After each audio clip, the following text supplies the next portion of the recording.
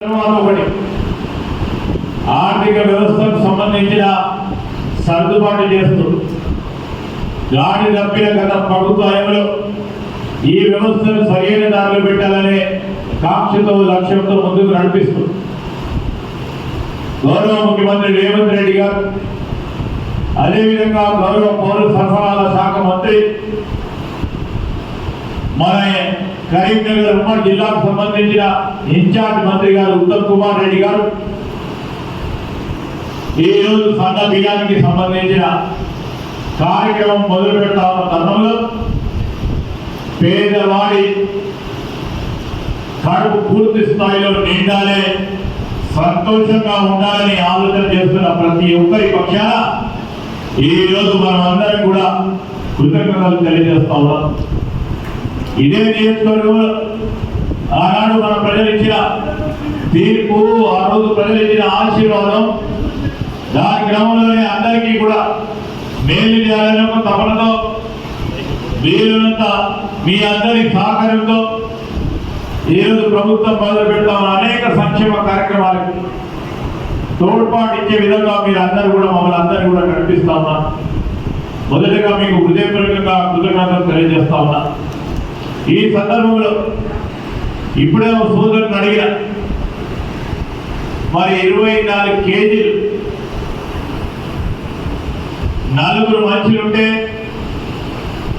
ఒక మనిషికి 6 కేజీల చొప్పున 24 కేజీలు తీసుకుపోతుంటే మరి ప్రతి నెల దొడ్డు బియ్యం తీసుకున్న తర్వాత ఏం చేస్తామని అడిగితే సార్ మా ఇంట్లో తినేది సన్న బియ్యానికి సంబంధించి ప్రతి నెల 24 కనీసం తక్కువ వేసుకున్నా 55 రూపాయలు అంటే 60 రూపాయలు వేసుకున్నా ఎంత పడుతుంది? దాదాపు 1400 రూపాయలు మన ప్రభుత్వం నాకు ఆదా చేసింది.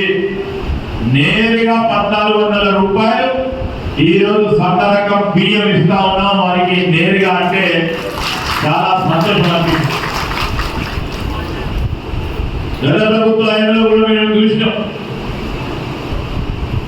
రీసైక్లింగ్ ద్వారా దొడ్డు బియ్యానికి సంబంధించిన అనేక అంశాలు పేపర్లో వస్తూ మరి ప్రజానికి సంబంధించిన సొమ్ము మళ్ళా తిరిగి రీసైకిల్ అయ్యి మళ్ళా తిరిగి అదే రేషన్ షాప్కి వచ్చి కొన్ని రేషన్ షాప్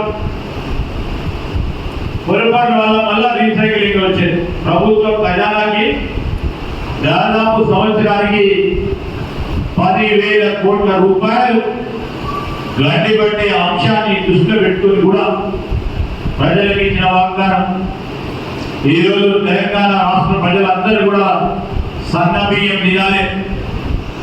ఈరోజు స్పీకర్ బాబు మా ప్రకాష్ రెడ్డి, మా అడిషనల్ కలెక్టర్ గారు, మా సబ్ కలెక్టర్ గారు, అదేవిధంగా మా సివిల్ సప్లైస్ అధికారులు, ఆడ కూర్చున్న మా పెద్ద మనుషులు అందరూ సన్న బియ్యం తింటే వాళ్ళెందుకు తినకూడదు?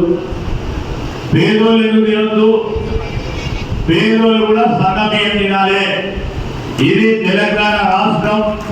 తెలంగాణ రాష్ట్రానికి సంబంధించిన ప్రతి ఒక్కరు కూడా అందరూ మంచి రకం బియ్యం, సన్న రకం బియ్యం తినాలనే యోచన, ఆలోచన, లక్ష్యం పెట్టుకొని ఈరోజు ముందుకు నడుస్తా ఉన్నాం.